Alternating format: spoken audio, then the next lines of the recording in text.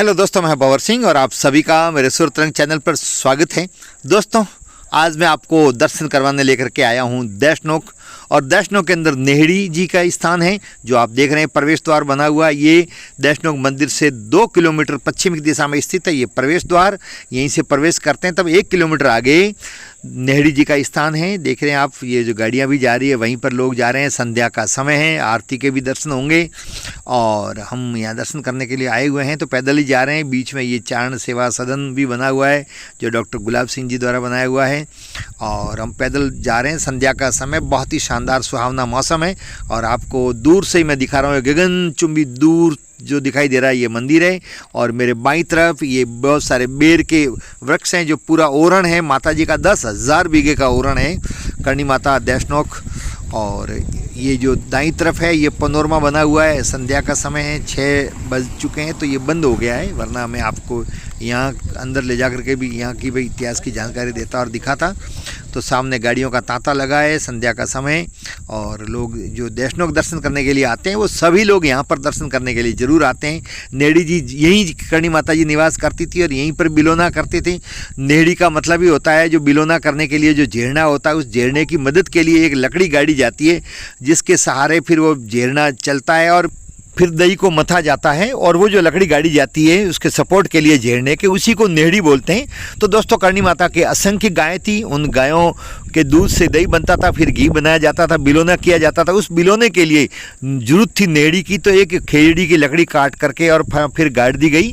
फिर वो हरी हो गई, जो अब तक हरी थी। कुछ साल पहले ही खेजड़ी सूख गई, उसके मैं दर्शन करवाऊंगा। लेकिन सबसे पहले देखें आप प्रवेश द्वार, ये भव्यता लिए हुए नवीन इसका नया रूप आपको इस नेहड़ी जी का देखने को मिलेगा। कुछ साल पहले मैं आया तब ये भव्यता नहीं थी, एक छोटा सा खेजड़ी के नीचे माता जी का मंदिर था और छोटे मोटे ये द्वार बने हुए थे। ये दाईं तरफ और बाईं तरफ यहाँ सफ़ेद संगमरमर के शेर बने हुए हैं, जिनके कान में लोग जो अपनी मनोकामना होती है वो कहते हैं। और ऐसा कहा जाता है कि ये शेर के माध्यम से करणी जी उसकी मनोकामना सुनते हैं और पूर्ण होती है। अब ये अंदर की तरफ आपको मैं लेके जा रहा हूँ दर्शन करवाने के लिए। आपको देख करके बहुत आनंद आएगा। बहुत विशाल परिसर है और बड़ी भव्यता। कहते हैं ये जो है नेहड़ी जी का स्थान, ये भी भागीरथ जी चारण चूरू के, ये उन्होंने सब बनाया है। ऐसा यहाँ के लोगों से जब मैंने पूछा तो मुझे बताया गया।